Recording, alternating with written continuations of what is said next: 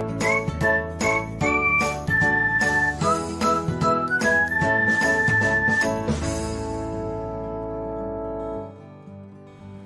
everyone, welcome back to another episode of Technologyglance. In this video, I'm going to guide you through how you can report a Pinterest profile for conspiracy theory.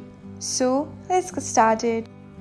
Watch till the end and don't forget to subscribe to Technologyglance by hitting the subscribe button and press the bell icon so that you'll never miss another update. Without further ado, let's get started. First of all, open the Pinterest app on your device. Now, tap on the search icon and then search for the profile you want to report.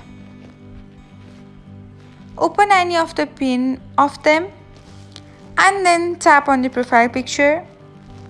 After that, you can find three dots icon beside the follow button. Tap on it and then select report option.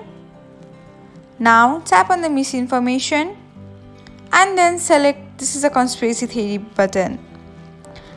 Finally, tap on the report button and that's it. This is how you can report a Pinterest profile for conspiracy theories.